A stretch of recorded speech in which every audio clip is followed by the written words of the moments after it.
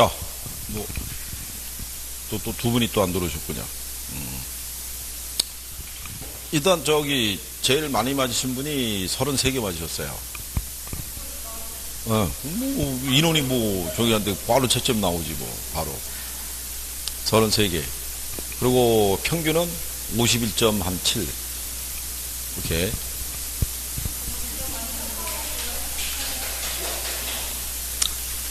그러니까 이제 이게 생각해 보세요.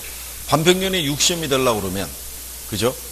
네. 지금 이게 왜 반평균이 51점대까지 나왔냐면, 답안지 내신 분 중에서 4사람의 성적이 그 위를 차지했기 때문에 밑에 3사람에 대한 부분을 끌어올려 준 거죠. 평균을. 그렇죠? 그러니까 3분은 보완을 해야 돼요. 보완을 해야 될 때, 그럼 제가 볼 때는 기본적인 부분에서 뭔가가 놓치고 있거나 이해가 안 되고 있는 부분이 분명히 존재할 거예요. 그죠? 그러니까 여기서 이번에 틀린 것에 대해서 이 보완을 하셔야 되겠고, 좀 성적이 나오신 분들이 남아서 같이 공부하면서 지도도 좀 해주고 같이 공유도 좀 하고 뭐 이렇게 해줘야 돼요. 응? 그래야 해야지 올라가는 거고. 괜찮겠어요? 그리고 최채는 다음번에 볼 때는 4개만 더 맞겠다고 생각해보라고. 뭔 얘기인지 알아? 그러니까 지금 맞은 거에서 아는 거는 내가 아는 거고, 모르는 거 틀렸으면 틀린 거를 보완을 해서 한 4개를 더 맞춰야겠다. 그러면 한 10점은 더 올라갈 거 아니야. 그럼 두 번째 시간 4개 더 해보고, 그 다음에 또 한 4개 더 해보고, 이런 식으로 목표를 잡아가지고, 내가 안 되는 거는 어쩔 수 없어. 안 되는 거는. 근데 이거는 내가 하면 될 것 같은 애들은 정리를 해서 보완을 해주는 게 필요해요. 모든 걸 다 잘해달라고 얘기하는 건 아니죠. 그렇죠? 그래서 마지막에 우리가 동형 모의고사 마지막에 볼 때는 반평균이 60점이 나올 수 있도록. 그죠? 반평균이 60점이 나와야 이게 어느 정도는 안정권에 들어가 있다고 보고, 그죠? 네. 정리가 될. 그리고 또 점수가 올라가야지 또 기분도 좋으실 거 아니에요. 그죠? 그러니까 오늘 틀린 거를 꼭 보완을 하셔야 돼요. 틀린 거를. 그리고 특히 선생님이 이건 아주 중요합니다. 이건 꼭 알아야 되는, 걔들을 틀렸으면 꼭 보완하셔야 되고. 14번에 가면 외부 효과 있죠?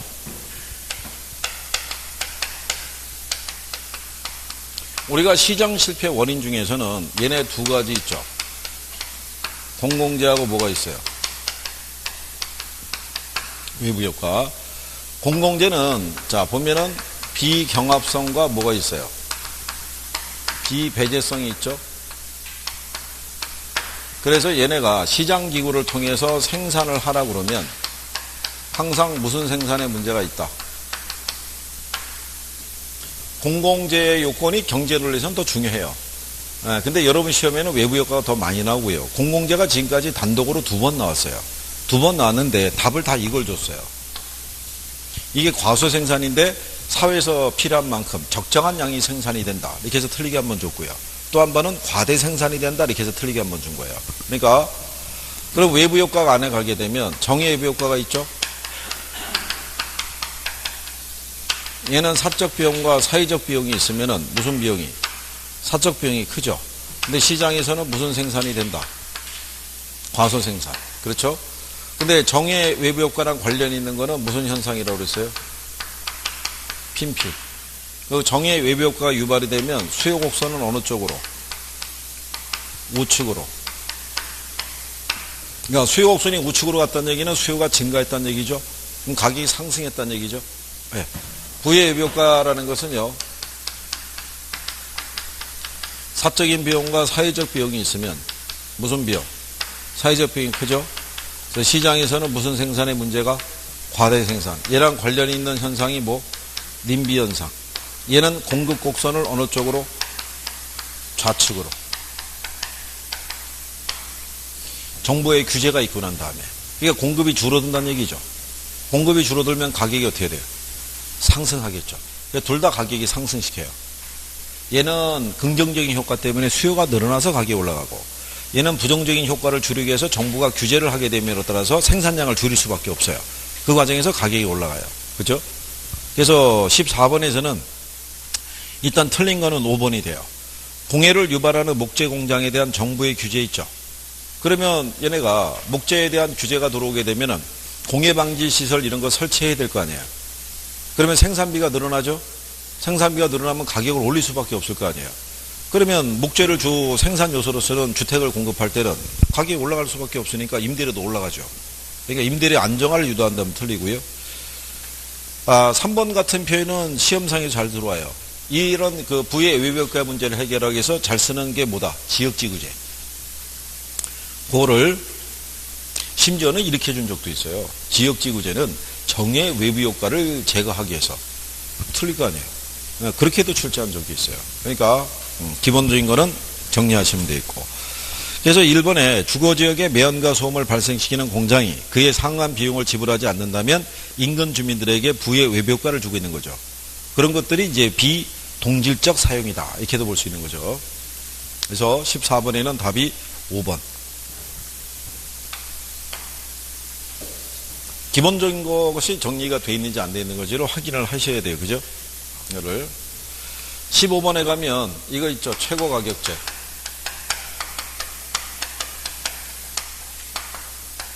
이번에 정부가 이거를 다시 부활시킨 거죠. 최고 가격제. 이거를 공공택지에만 적용한 것을 민간택지에도 적용을 했기 때문에 그래서 지금 강남 재건축 그 사업을 추진하는 데 있었을 때 타격이 클 거라고 지금 보고 있는 거죠. 근데 분양가 상한제를 더 적용하니까 반대로 이득을 보는 사람도 있죠. 이거를. 왜냐하면 새롭게 분양하는 애들 있잖아요. 지금 반포 쪽에 보니까는 뭐 새롭게 분양하는 애들이 있던데 걔네들이 분양가가 시세보다도 한 400만 원 정도가 싸게 지금 분양이 된다는 거죠. 그러니까 당첨이 되면 로또다 뭐 지금 그런 얘기 하고 있다는 거죠. 거기에. 근데 그거는 일부분에 지나지 않고 어쨌든 두고 봐야죠. 자, 최고 가격제라는 것은요. 우리가 분양가 규제가 있고 뭐가 있어요?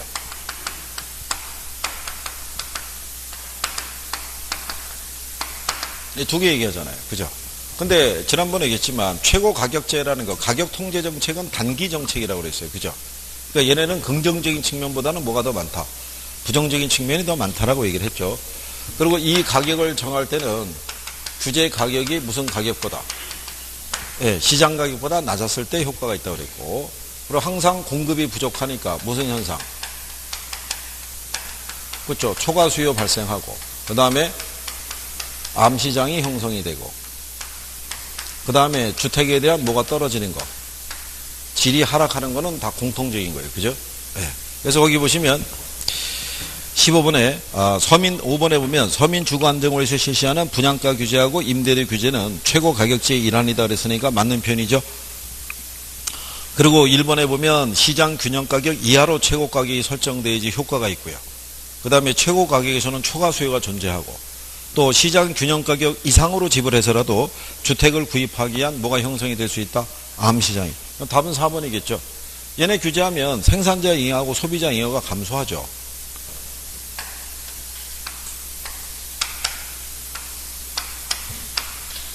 우리가 그때 이렇게 했었죠.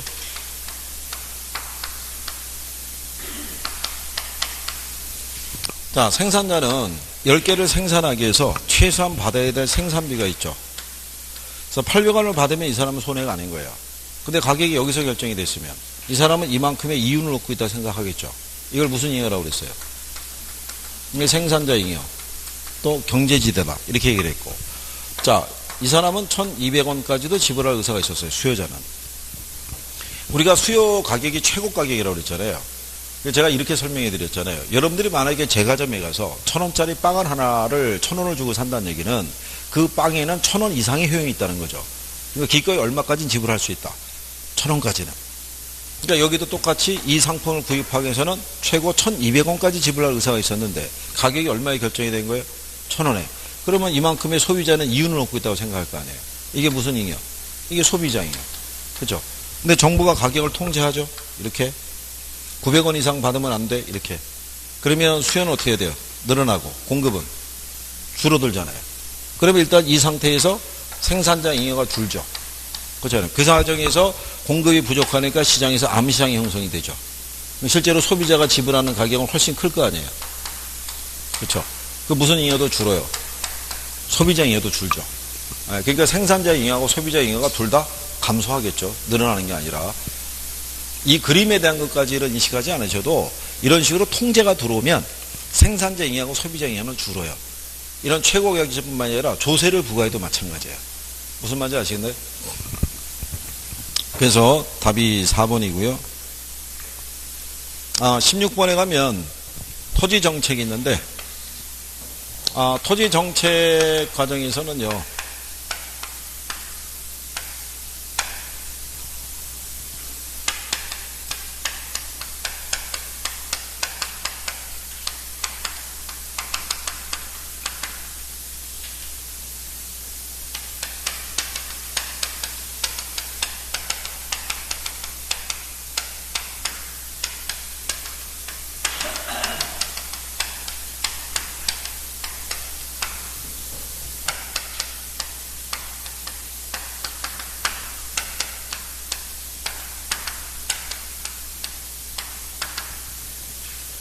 이 시험에 나왔던 거예요. 자, 보금자리 주택의 건설 공급 있죠. 네, 직접 개입이다, 간접 개입이다. 보금자리 주택 건설 공급하는 거. 직접 개입이에요, 간접 개입이에요? 틀린 거죠. 직접 개입이잖아요, 직접. 공공임대주택이니까. 개발부담금은? 틀렸죠? 개발부담금은? 이걸 답으로 준 거예요. 틀린 거 고르라고 그래 놓고. 얘도 1번 지문 나왔고, 얘도 1번 지문, 이렇게 준 거예요. 그러니까, 탁 보면 답을 찾을 수 있게끔 준다고요. 그죠? 그러면, 예전에 나온 거예요. 예전에 이 정부 때 있죠? 이 정부 때 공공주택의 명칭이 이거 있잖아요. 보금자리주택. 그죠? 지금 이 정부에서 또 쓰고 있는 거는 신혼부부 행복주택이라고 또 있어요. 참 다양하죠? 그냥 하면 되는데, 정권이 바뀌면 어쩔 수가 없어요. 그래서 우리가 이거는 구별해달라고 그랬잖아요.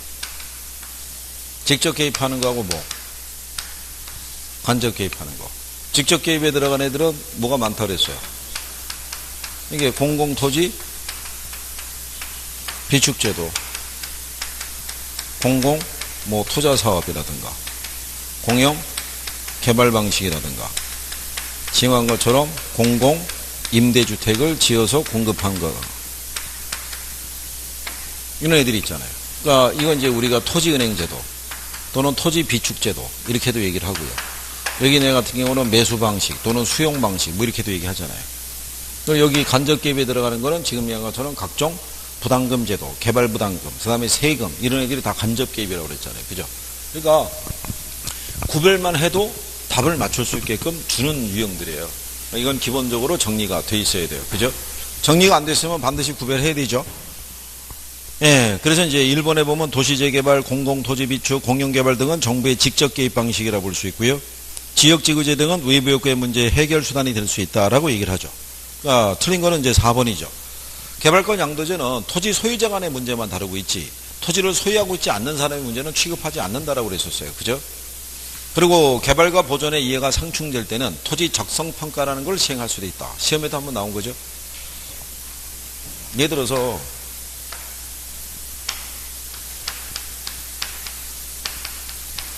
동강을 개발하자라는 논리가 계속 있었어요. 그죠? 근데 여기서 이제 개발을 하자. 뭐를 하자? 보존하자. 이게 충돌이 될 거 아니에요.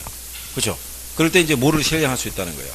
토지 적성 평가 제도를 시행을 해서 얘를 개발하는 게 우리가 이익인지 아니면 보존하는 것이 더 난지 이거를 평가하는 제도가 있어요.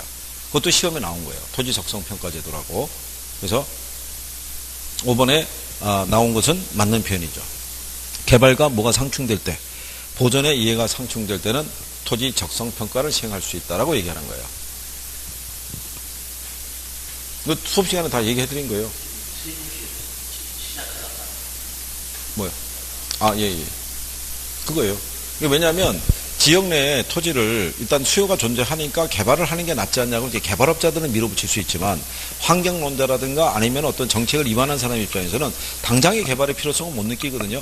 근데 이제 이거를 그 의견을 갖다가 그래도 수렴을 해서 이런 제도를 통해서 이걸 해줘야지 이거 안 하게 되면 문제가 많다는 얘기죠.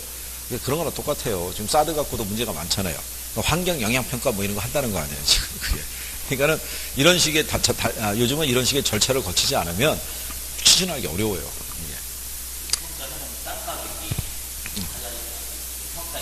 그렇죠. 다 합니다. 그 안에서. 그러니까는 그런 것들이 근데 어쨌든 이런 제도를 운영한다는 것 자체가 그래도 긍정적인 거죠.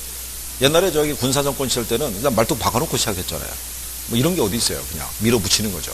그러니까 지금 같은 무슨 주민 반대 이런 거는 있을 수가 없다는 얘기죠. 그러니까 자, 어쨌든 간에 요거는 기본적으로 정리해둬야겠죠. 이거는. 그 다음에 조세 아시죠? 조세.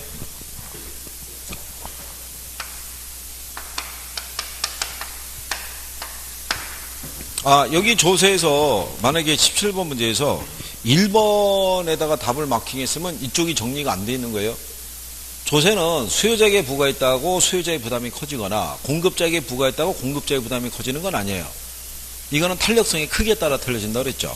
그래서 우리가 탄소비대라고 해줬잖아요. 탄력적일수록 조세 부담이 작고 비탄력적일수록 조세 부담이 크다고 그랬단 말이에요. 그죠? 4번에 가면 공급에 비해 수요가 탄력적이죠. 탄력적. 그럼 탄력적인 애가 조세 부담이 적잖아요. 그러니까 탄력적일수록 조세 소비자 부담이 작아져야 되는데 커진다 그랬으니까 틀렸을 거 아니에요. 그죠? 근데 5번에 갔더니 공급에 비해서 수요가 비탄력적이죠. 그러면 공급이 탄력이고 수요가 비탄력이니까 일단은 비탄력인 애가 부담이 더 커지고 반대인 애가 부담이 작아져야 될 거 아니에요. 그러니까 생산자 부담이 작아진다 그랬으니까 5번이 답이죠. 그리고 우리가 이건 얘기해 줬죠. 완전 비탄력적이라는 표현이 들어오면 앞에하고 뒤에 어떻게 된다 그랬어요? 앞에가 뒤에 같아진다고요. 그죠? 앞에하고 뒤에가 이렇게 같아지게 되면 이렇게 한다 그랬고 완전 탄력이 들어오면 앞에하고 뒤에가 달라진다고 그랬죠. 이런 식으로. 그러니까 거기 2번 지문에 보시면 수요가 완전 비탄력적이라고 돼 있죠. 그러면 누가 다 부담해야 돼요? 수요자가. 3번에 공급이 완전 비탄력적이면 누가? 공급자가 다 부담해야 되는데 바꿔놨잖아요. 그냥 간단하게. 예? 그러니까 이거는 이 요령을 알려드린 거는 지난번에 그래프 그려서도 이걸 설명을 해드렸지만 요걸 해드린 이유는 뭐냐면 문제를 풀 때 여러분들이 해보셨지만은 빨리 풀 수 있어야 돼. 캐치를. 그러니까 요령을 알려드린 거죠. 이거 언제 일일이 그림 그려서 다 확인하겠어요. 그죠? 그러니까 그런 요건상에서 정리할 수 있으시면 되고 17번은 답이 5번. 괜찮아요. 오늘 제가 누누이 말씀드리잖아요. 오늘서부터 기본적인 거 틀렸으면은 그거 보완해가지고 다음번 모의고사 올 때 한 4개만 더 올려보자. 그렇죠? 그래서 여기서부터 출발해보는 거예요. 지금 만약에 한 25점 맞았다. 그럼 60점 맞으려고 그러면 몇 점이 더 올라가야 돼요? 35점이 더 올라가야 돼요. 그죠? 그렇잖아요? 그럼 35점 올리려고 그러면은 결국 한 주일에 10점씩 올라가야 돼요. 그죠? 근데 한 주일에 10점씩 올리기는 실상 만만치는 않아요. 그러면 결국은 요 몇 월 달 안에 9월 달 안에 최소한 못해도 한 몇 점이라도 올려보고 2점 올려보고 10월 달에 정리하면서 한 15점이라도 올려가지고 어쨌든 간에 가는 거를 자꾸 생각해야지 부정적인 생각은 하지 마시고 어쨌든 간에 하나라도 개선을 해보자. 이렇게 해서 이제 정리해봐야 되는 거예요. 간단한 거는. 이게 이렇게 간단한 거에서 복잡한 게 아니었네? 그런 애들 정도는 할 수 있게끔만.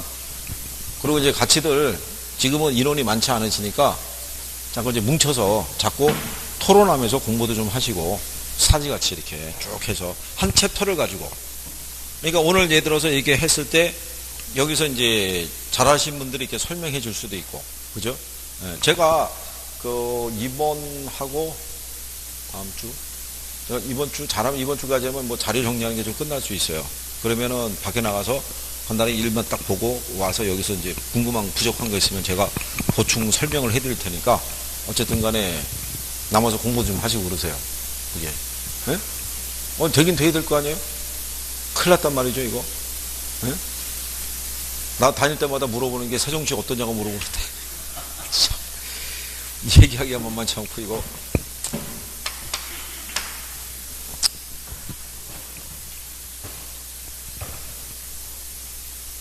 자, 우리가 이제 18번에 보시면 요거 자기자본 수익률 계산하는 거죠. 네. 여기 보시면 우리 간단하게 2억 투자해서 4천만 원 벌면 종합수익률이 얼마겠어요? 20%겠죠? 그러면 20% 이내는 3번하고 4번밖에 없어요. 이게 출제가 이래요. 하는 논리를 딱 풀면 답이 압축을 확 시켜줘요. 둘 중에 하나라고. 그러면 자기자본 수익률만 구하면 되죠. 그럼 자기자본 수익률은 여기가 뭐?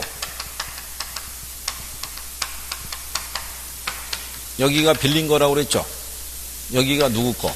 내 거. 그쵸? 그러면 지금 얘가 얼마라고 줬어요? 근데 지금 빌린 돈이 얼마야? 1억인데 1억에 10%죠? 1억에 10%면 1,000만 원이잖아요. 그럼 4,000만 원 벌어서 먼저 빌린 거 줘야 되죠? 이자. 그럼 남는 게 얼마예요? 내게 1억이니까 1억에 3,000이면 몇 프로? 30%. 이거 실전 난이도대로 드린 거예요.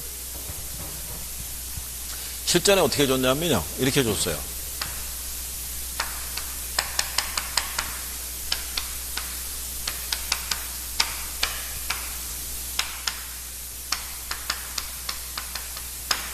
순영업소득이 2천만 원인데 2억은 빌리고 내게 1억이라는 거죠.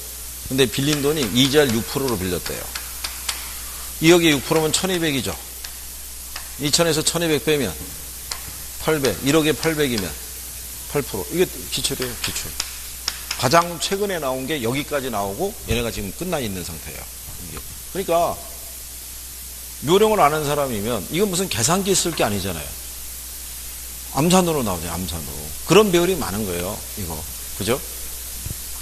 그러니까 얘들도 계산을 하는 데 있어서 해줬으면은 좋겠는데, 정이 안 되는 분은 뭐 요령을 좀 배우면 낫고, 예, 그렇지 않아도 이제 이론에서 풀면 되지, 뭐 이렇게 생각하셔도 되죠.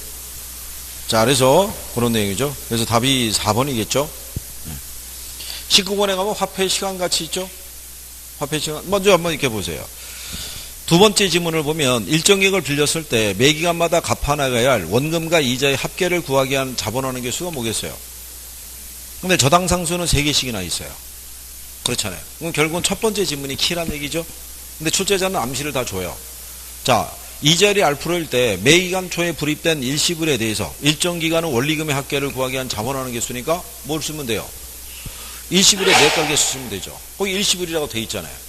이게 연금이라는 게 들어오려고 그러면 매기라는 표현이 있어야 된다 그랬죠. 매년 또는 뭐 매월 이런 표현이 있어야 되잖아요. 그죠?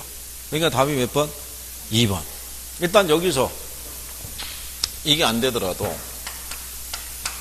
내가가 있고 연금에 내가가 있고 감채기금이 있고 현가가 있고 연금에 현가가 있고 그 다음에 저당상수가 있죠. 역수는 구별하나요? 역수? 이거 기억하시죠? 이거 쓸 수만 있으면 얘들이 역수고 얘들이 역수예요. 그죠? 네. 구별하면 되고 그 다음에 감채개수는 무슨 가치 구하는 거다? 미래가치. 얘 미음이 2개 있잖아요. 미음이. 그러니까 무슨 가치? 미래가치. 얘는 미음이 없잖아요. 이음만 있지. 그러니까 얘는 미래가치, 얘는 무슨 가치? 현재가치. 실전에서 이렇게 줘요. 이렇게가 미래가치 구한다. 이렇게가 현재가치 구한다. 이렇게도 줘요. 그리고 가면 간단하게 역수관계만 갖고도 물어볼 수 있으니까 정의 여기가 힘드신 분들은 역수관계를 해주고 얘네가 미래가치 구하고 얘 현재가치 구한다는 거 해주고 얘는 뭐 구할 때 쓰고 원리금. 얘는 잔금 비율. 얘는 주택임금 구할 때 쓴다는 것 있죠. 그거까지라도 해달라 이거예요. 뭐 다른 건 뭐 계산 수식 이런 거 안 해도 되니까 개수 이런 거 정리 안 해도 되니까 요런 거라도 해갖고 들어가시라 이거예요. 안 되는 거면은. 그렇잖아요? 그래서 그거는 약간의 시험 운도 조금 작용해야 되겠지만 간단하게 줄 때는 이거 그 답을 유도를 해요. 네, 그러면은 이게 공부 잘하는 사람은 많은 거를 알고 들어갔지만 실제로 필요한 거는 요거 하나 딸랑 알아갖고 그냥 답 짓고 그냥 나오는 수도 있는 거예요. 그러니까 아이고 나는 이건 안 돼. 난 버려야지. 그렇게 생각하는 것보다는 기본적인 것만이라도 해달라 이거예요. 그죠? 그게 나을 거 아니에요? 그래 답을 맞추실 확률이 커지잖아요. 그래서 19번에는 답이 2번이고요. 그 다음에 자 수익률 관계를 물어봤을 때요. 얘네는 지문으로도 들어오고요. 답으로도 유도할 수도 있어요. 수익률 관계는.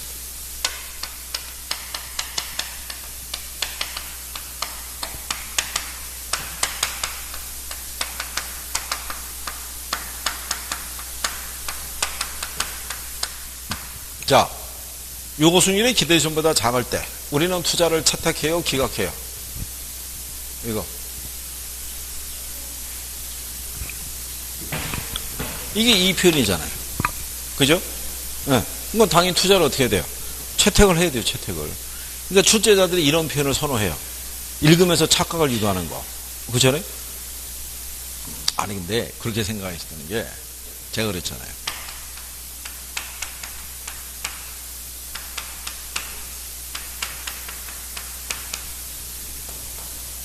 오는 게 우리는 제거가 안 되는 거예요. 예잖아요. 근데 여기에 기초 지식이 없는 사람은 단어를 보면 우리가 성상시 상식으로 보면 얘는 체계가 있는 애예요. 그죠? 얘는 문제가 없는 애고 얘가 문제가 있는 애 같잖아요. 그죠? 얘가 꾸준히 틀려지니까 꾸준히 나오는 거예요. 여러분들 기출문제 가서 포트폴리오 이론 보면요. 아니면 투자론에 가게 되면 얘들 꾸준히 들어와요. 이거를. 그죠? 그러니까 이거를 계속 쓰는 거예요. 계속. 그러니까 이제 출제자들이 순간에 착각을 유도하는 거를 선호할 수밖에 없는 거는 이렇게 생각하시면 되죠.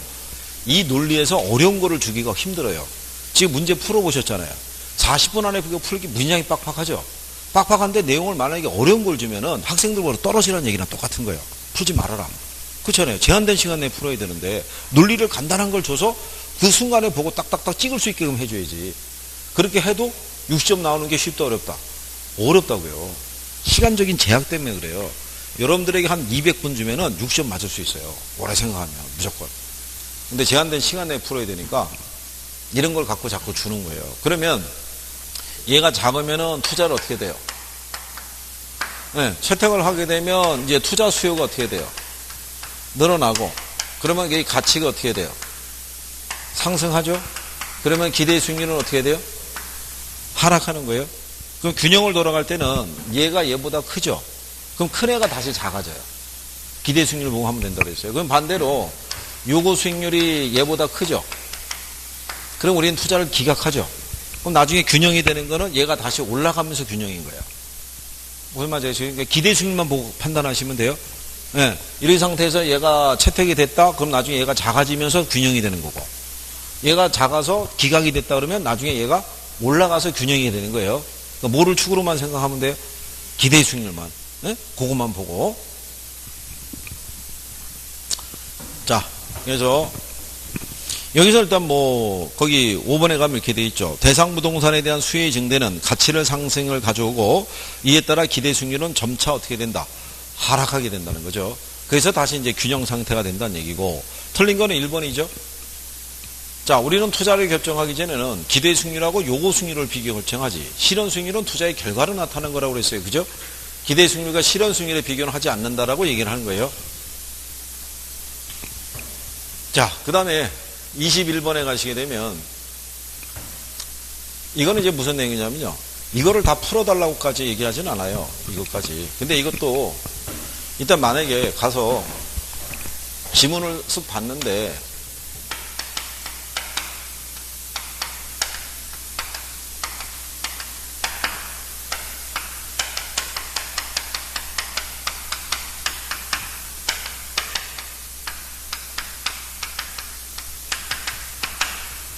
이런 애들이 들어오면 얘부터 찾아야 되는 거예요. 얘부터. 얘를 찾는 게 키예요, 일단. 여기 세 개 다 들어가니까. 그렇잖아요. 그러면 대입만 일단 할 수 있으면 풀 수는 있어요. 대입만 할 수 있어요. 일단 거기 이 종합환원율을 구하는 거는 이렇게 돼 있잖아요.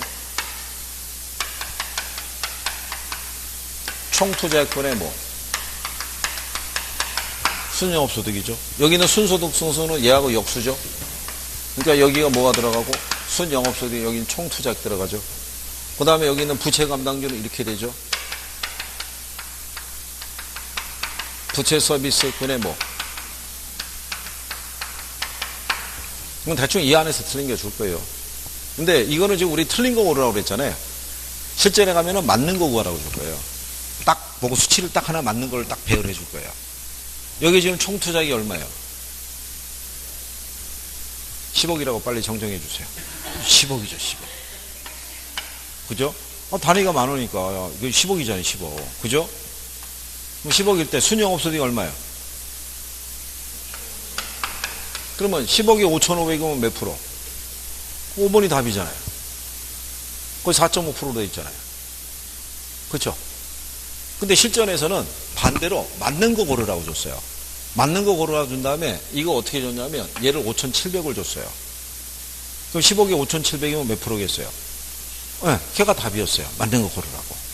그러니까 이제 그런 논리 정도. 그러니까 이거를 다 계산해달라고 얘기하는 건 아니고요. 솔직히 이게 계산에 자신이 없는 분들이 실전에 가서 이런 문제를 만나면 풀 거라고는 생각하진 않아요.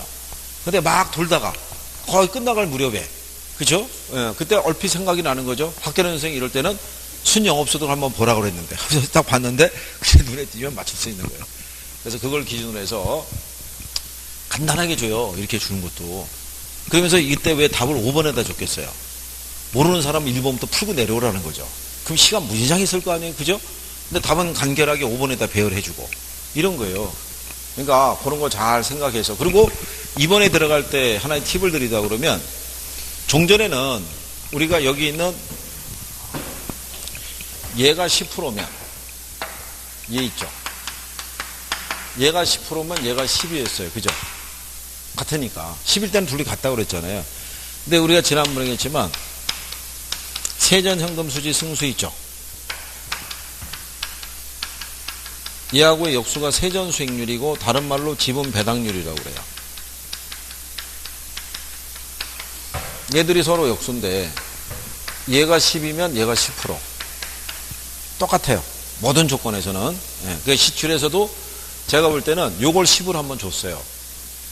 작년에.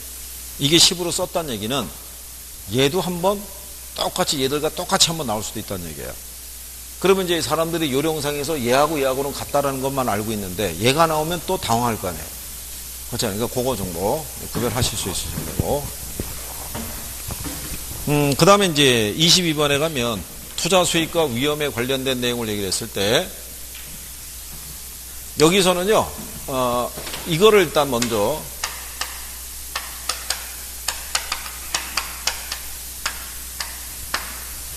자, 투자자가 위험 회피적이라는 것 있죠. 네, 위험 회피형 투자자라는 것은 어떤 스타일인 거예요?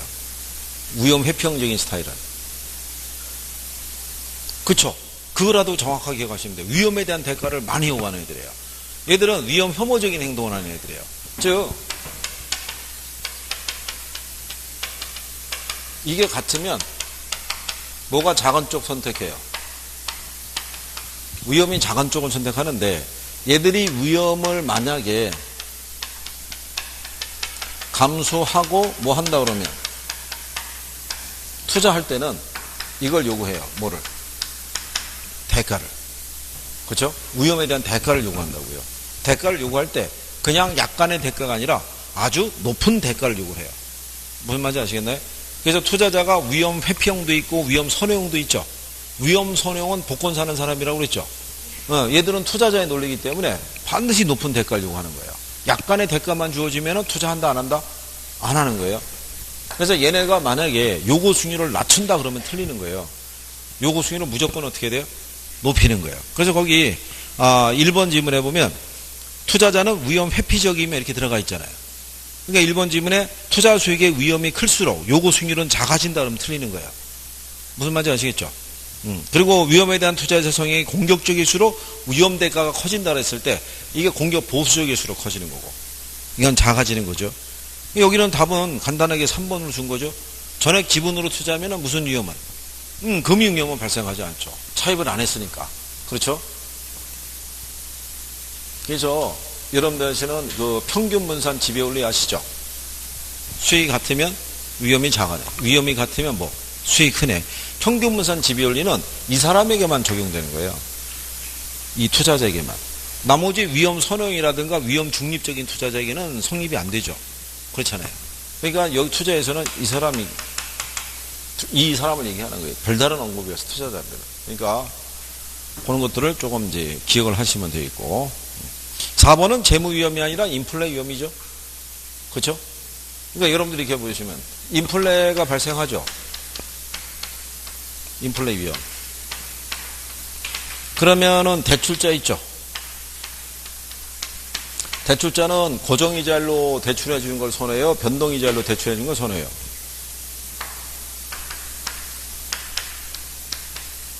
이걸 선호하죠. 이걸 또 답으로 준 거예요. 이거를. 인플레 위험이 주어졌을 때 대출자들은 얘보다는 이걸로 대출하기를 선호한다. 그럼 틀릴 거 아니에요. 그 다음에 이걸 또 박스로 또 준 거예요. 차입자에게 무슨 금리로? 고정금리로 대출을 해줄 때 대출자의 인플레 위험은 작아진다. 이렇게 운명만 바꿔서. 그것도 틀릴 거 아니에요?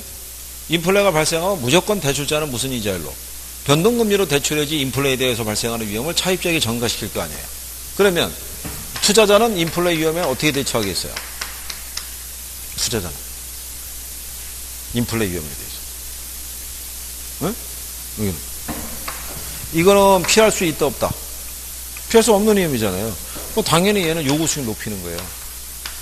이 투자자가 누구겠어요? 예. 위험 회피적인 투자자니까. 그러니까 별다른 언급이 없어도 이 투자자는 저 사람 얘기하는 거예요. 무슨 말인지 아시겠어요? 그러니까 당연히 위험 대가가 작아진다 이러면 다 틀리는 거예요. 높아져야 되는 거예요. 무슨 말인지 아시겠죠? 네. 그 다음에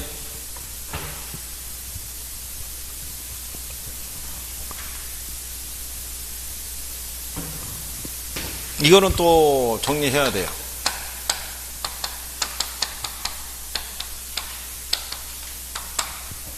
이거 아시죠?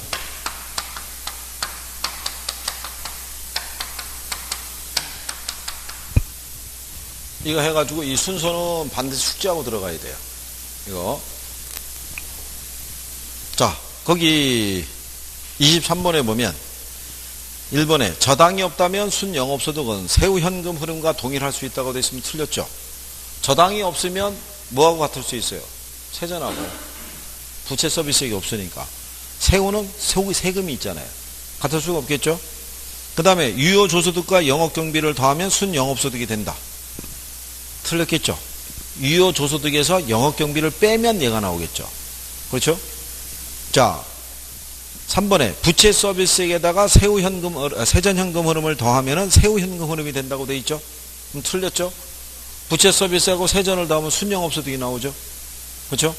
자, 세전 지분복귀에서 영업소득세를 공제하면 세후 지분복귀 된다고 틀린 거죠. 영업소득세가 아니라 자본이득세죠.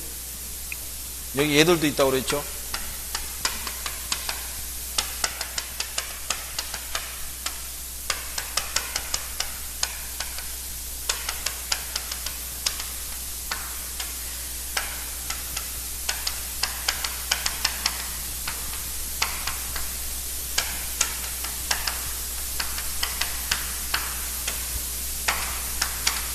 이거 제가 수업 시간에도 말씀드린 건데 실전에서 만약에 이쪽을 착각을 유도하려고 그러면 1번부터 3번까지는 여길 줄 거라고요.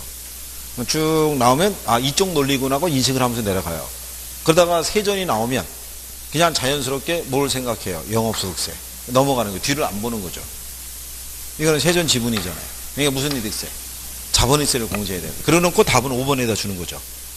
그렇죠? 순영업소득하고 영업경비를 합하면 유효조소득이 되죠. 답이 5번이겠죠?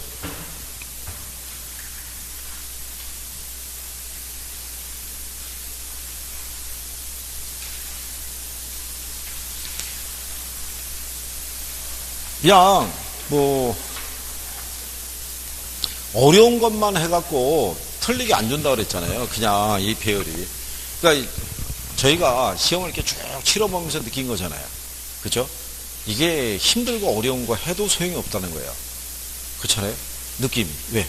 40분 안에 풀어야 되는데 힘든 걸 가지고 그 시간을 어떻게 다 풀면서 하겠어요? 그러니까 자꾸 문제가 제한된 시간이니까 이 양반들이 충분히 실수하거나 착각할 거라고 보고 지문 배열만 해줘도 되는 거예요. 예. 민법이 왜 제가 그랬잖아요. 민법은 50분의 시간을 가지고 열심히 풀어서 6점 맞는 배열을 해주는 거는 민법은 구조상으로 판례가 들어가잖아요. 지문이 길잖아요. 읽는데 시간이 많이 걸린다고 걔는 구조적으로. 그러니까는 그거 충실이 안 돼 있으면 답 찾기가 쉽지가 않죠. 그러니까 난이도 조절은 민법이 더 쉬워요. 얘는 조절하기 어렵고. 그렇죠. 얘 조절할 게 뭐 있겠어요. 40분이나 풀어야 되는데. 어떻게 보면 문제당 1분 꼴이잖아요. 1분도 채 안 되는데. 그러니까 그래서 제가 눈에 얘기한 게 그거예요. 얘는 어렵지 않다고. 오히려 얘가 전략 과목인데 학생분들은 얘를 싫어하는 이유가 공부를 안 한 거죠. 쉽게 보면 민법만 봤으니까. 그리고 학계론 이거 궤도에 올라간 사람들은 되게 쉽다 생각해요. 이거 어렵지 않다고 생각하니까. 그러니까 학계론 만점짜리가 막 나오는 거예요. 쭉 해서. 그러니까 이제 올해도 난이도는 항상 비슷하니까. 그렇게 생각하시면 되겠고. 자, 여기 보시면 그 다음에 우리 그때 이거 했던 거 기억하시나요?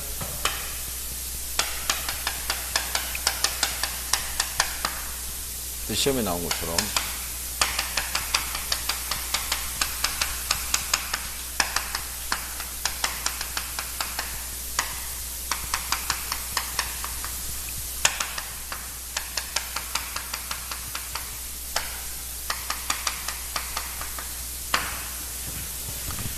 순소득 승수하고 조소득 승수가 있으면 어느 게 크다고 그랬어요? 이거 어느 게 크다고 그랬다? 얘가 큰 거예요. 얘가. 그죠? 얘가 큰 이유는 얘가 수익이 작은 거예요. 자, 우리가 얘 총 투자액을 10억으로 놓고요. 가능 조소득이 2억이에요. 공실이 10% 줘서 얘가 2천이에요.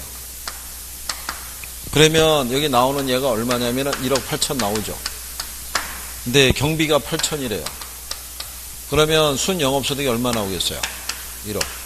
그러면 얘는 이게 2억이고 나누면 얘 5 나오고 얘 1억이니까 얘 10 나온다고 그랬잖아요. 그죠? 그러니까 밑으로 갈수록 승수가 어떻게 돼요? 커지죠. 수익이 작아지니까. 무슨 말인지 아시겠어요? 그러면 여기서 일단 그걸 아셔야 되는 게 우리가 지금 배우는 게 승수법이잖아요. 이 승수법은 이게 회수기간법이에요. 그렇죠? 그러면 투자한 자본을 회수하는 기간은 긴 게 좋다, 짧은 게 좋다. 네. 그러니까 얘는 승수가 작을수록 좋다는 거예요. 그렇죠? 그래서 이거를 그래서 여기에다가 세전 현금 수지 승수가 있고 세후 현금 수지 승수가 있으면 어느 게 커요? 네? 얘가 크죠. 수익이 제일 작으니까. 무슨 말인지 아시겠어요? 네. 이걸 시험에도 한번 줬고 그 다음에 시험에서 또 뭘 줬냐면 순소득 승수가 클수록 자본 회수 기간이 짧아진다 이렇게 준 거예요. 틀렸을 거 아니에요. 승수는 클수록 좋다, 작을수록 좋다, 작을수록. 그 정도라도 기억해 주시면 돼요. 이쪽 요건에서.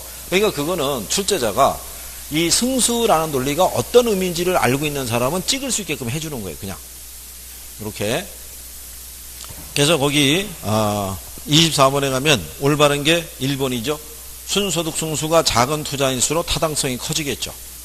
그 다음에 3번의 부채 감당률은 항상 인식하고 들어가야 돼요. 부채 감당률이죠. 부채를 감당하는 능력을 우리가 비율로 측정하는 거니까 부채 감당 능력은 클수록 좋다, 작을수록 좋다. 클수록 1보다 커야 되겠죠. 그렇죠? 그런 이제 용어들은 정리를 해 두시는 게 필요하죠.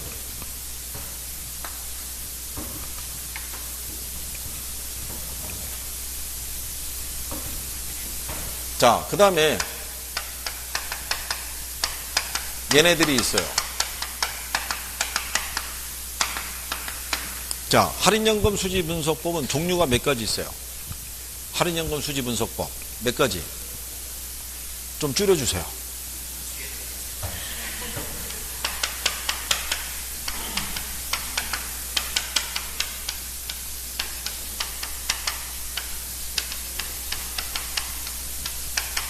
요거 세 가지고요. 우리가 이제 여러분들이 할 때 할인 기법 있죠? 예, 할인 기법 하면 순수 내연이라고 배웠죠? 여기서 얘네들은 할인연금 수지 분석법이고 얘는 현가 회수기간법이니까 그렇죠? 종류가 이렇게 세 가지 있는데 여기도 여러분들이 썩 좋아하진 않아요. 얘들도. 그러면 기본적인 거라도 해갖고 들어가시면 돼요. 이것까지 이론을 다 이해해갖고 맞춰주세요. 이렇게는 요거 안 한다는 얘기예요. 근데 기본적인 것만. 일단 얘네들은 요 현금 수지는 세후 기준이에요. 뭐 기준한다? 세후. 그래서 수년가는 유입에서 유출을 뭐 하는 거예요? 얘는 빼서. 이거 알면 1번이 답이 아니라는 걸 알 수 있어요. 수년가는 예상되는 수익의 현가에서 비용의 현가를 합한 거라고 돼 있잖아요. 그러니까 틀렸을 거 아니에요. 빼는 거니까. 그죠? 그 다음에 얘는 이 유입을 뭐로? 유출로 나눠서 계산한다고 그랬어요. 그죠? 그 다음에 얘는 유입하고 뭐를? 유출을 갖게 해준다고 그랬죠? 그래서 얘는 수년가는 뭐로 만들어주고? 0으로. 수익성 지수는 뭐로 만들어준다고 그랬어요? 1로. 이것도 지문상에서 잘 쓰니까 기억을 해달라고 그랬어요. 그죠? 무슨 말인지 아시겠나요? 네, 그래서 거기 2번에 가면 내부 수익률을 수익성 지수를 0으로 만드는 할인율이라 생각 틀렸을 거 아니에요. 0이 아니라 뭐로? 1로 만드는 할인율이에요. 그 다음에 얘는 0보다 크거나 같으면 투자하고 1보다 크거나 같으면 투자. 얘는 뭐하고 비교해요? 요 내부 수익률을 기대 수익률이라고도 얘기를 해요. 그럼 얘가 얘보다 클 때 투자할 거 아니에요. 요것도 가끔 지문 써요. 항상 사람들이 이것만 생각하고 있다가 0하고 뭐하고 1만 하고 있다가 갑자기 얘가 1보다 크면 얘가 0보다 크면 또 순간 또 착각해요. 그러니까 그런 것까지도 내요. 그러니까 그 다음에 순영가법이 있고 내부 수익률법이 있으면 어느 게 더 우수하다? 네, 그냥 그거. 재투자율이 나왔던 부의 극대화에 대한 나왔던 모든 걸 기준할 때 무슨 방법이 우수한 거예요? 순영가법이. 근데 그걸 바꿔줘요. 그죠? 그렇게 되는 거예요. 재투자율의 가정에서 수영가법보다 내부 수익률법이 우월한 것으로 판단되고 있다면 틀린 거겠죠. 그런 식으로 답을 이루어요. 거기도 5번에 가면 이렇게 돼 있죠. 주어진 가용자금의 범위 내에서는 수영가법보다 내부 수익률법이 부의 극대화를 달성할 수 있다는 게 틀렸을 거 아니에요. 항상 뭐가? 수영가법이 더 우월한 거예요. 네? 네. 그 내용 자체가 뭔지는 잘 모르겠지만 어쨌든 무슨 방법이 우월하다. 수영가법이 우월하다. 이걸 생각을 하면 되는 거예요. 그 다음에 여기 보시면 얘가 내부 수익률이죠. 그러니까 얘는 할인율로 내부 수익률 써요. 내부 수익률. 얘네들은 할인율로 요구 수익률 써요. 요구 수익률. 그래서 거기서 답이 4번인 거예요. 수익성 지수법에서는 요구 수익률을 뭐를? 할인율을 사용하고 있다. 3번은 수영가법과 내부 수익률법이 모두 요구 수익률을 할인한다고 했으니까 틀렸을 거 아니에요. 무슨 말인지 아시겠어요? 그러니까 내용은 어렵지 않게 줘요. 그러니까 여기 기초적인 것만 알면 답을 맞출 수 있게 그러면 배열은 해주는 거예요. 근데 여기가 싫은 사람은 여기를 안 보겠죠. 일단 무슨 말인지조차도 모르니까 버릴 거 아니에요. 그죠? 그러면 쓱 보면 그냥 넘길 거 아니에요. 그럼 나중에 찍어야지 이렇게 생각할 거 아니에요. 그럼 확률이 더 떨어지죠. 그런 거 꼭 구별하시고. 그 다음에 26번에 가면 부동산 금융과 관련된 설명 중에서 틀린 거 물어봤죠? 예, 일단 여기서 틀린 거는 5번이에요. 보금자리로는 가입 연령이 만 19세 이상이고 주택연금의 가입 연령은 소유자 및 배우자가 60세 이상이면 되죠? 지난번 우리가 농지연금까지도 해봤잖아요. 농지연금은 65세 이상이라고. 그 다음에 주택연금은 이 고정금리로 우리가 대출받는 거예요? 변동금리로 대출받는 거예요? 주택연금은. 그것도 해봤잖아요. 주택연금은 고정금리로 대출받는다, 변동금리로 대출받는다. 주택연금. 네? 변동이죠, 변동. 보금자리로는 고정금리고. 그렇죠? 네. 그런 거 착각하기 쉬울 거 아니에요. 주택연금 그러면 노인복지정책의 일환으로 시행하는 건데 얼핏 생각하면 고정이 날 것 같잖아요. 근데 변동금리로 대출해 주는 거예요. 근데 그거는 큰 부담이 없어요. 연금에 가입한 사람은 고정을 했던 변동을 했던 큰 가입 문제는 없는 게 뭐냐면 일단은 나중에 모든 대출 상환은 사망한 이후에 청산하잖아요. 근데 혹시 모자라는 게 있다고 그래가지고 예서 상속인에게 그걸 청구하지도 않잖아요. 남는 거 있으면 줄 거 아니에요. 그죠? 그러니까 차라리 고정금, 변동이 낫다는 얘기죠. 기본적으로. 그때 맞춰 조율해 주니까. 그래서, 그리고 2번 지문 있죠? MPTS. 예, 이런 건 이렇게 지문으로 들어와요.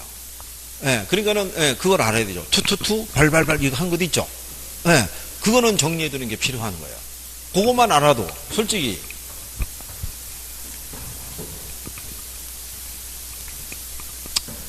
얘들도 싫어하지만, 얘들도 싫어해요. 여러분들.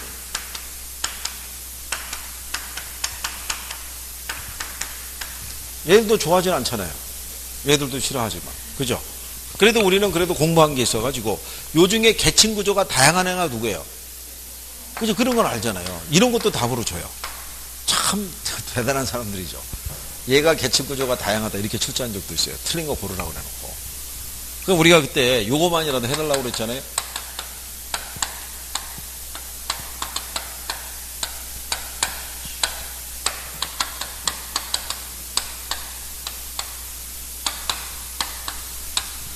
이쪽에서 문제 나오는 거는요, 모의고사에서 선생들이 내는 게 더 어려워요. 선생들은 이론에 있는 걸 다 집어넣으니까 어렵죠. 확실하게 구별이 안 되면 못 맞추니까. 그렇잖아요. 근데 실제는 간결하게 줘요. 이건 전부 누가 갖고 있다고 그랬어요? 이건 전부 누가? 근데 얘네들이 공통점이 이걸 누가 갖고 있어요? 여기는 누가? 그래서 혼합형이죠, 얘네들이. 그죠? 이것만 알아도 여기 답이 5번이라는 걸 알 수 있어요. 저기 28번 있죠? 28번에 가면 저당담보증권의 종류에 대한 설명이 다 옳은 거 물어봤죠? 박스로 돼 있죠? 거기 보면 5번에 MBB, MPTB, CMO의 공통점은 저당권의 소유권을 누가 갖고 있다? 발행기관에. 그거 답이잖아요. 자, 2번을 답으로 할 수는 없어요. MBB는 계층 구조가 다양하다. 계층 구조가 다양한 건 CMO밖에 없다라고 여러분들이 얘기했잖아요. 2번을 선택할 수는 없는 거죠. 그렇죠? 그 다음에 CMO가 다계층이라는 것은요, 계층별로 적용되는 이자율이 다 달라요. 그러니까 하나의 이자율만 적용하지는 않는다는 얘기예요. 그죠? 그 다음에 MPTS가 혼합형이 아니죠. CMO하고 MPTB가 혼합형이죠. 그렇잖아요. 그리고 MBB하고 MPTS가 있으면 보유자산을 매각하는 형식으로 자금을 조달하는 건 MPTS라고 그랬어요. MBB는 담보를 한다고, 담보로만 제공한다고 그랬죠. 파는 게 아니라고 그랬잖아요. 그죠?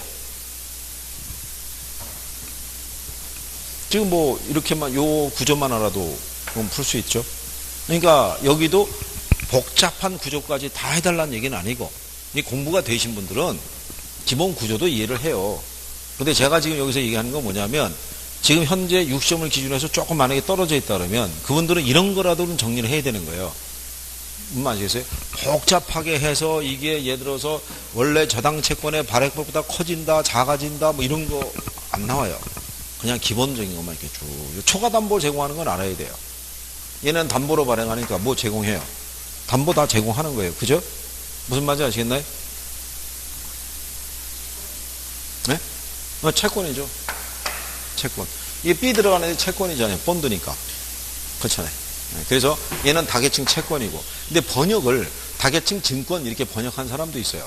이게. 그래서 그냥 원문으로 쓸 거예요. 출제하면은. 그대로만 가시면 될 거예요. 그래서 26번에는 답이 5번, 28번도 답이 몇 번? 5번. 근데 28번은 정리해둬야 돼요. 그 정도라도. 그리고 이제 우리 잠깐 쉬었다 할 거지만 27번, 그 다음에 29번 이런 잘 나온 애들이에요. 근데 기억을 해줘야 돼요. 네, 자, 잠깐 쉬었다가 마무리 하시고.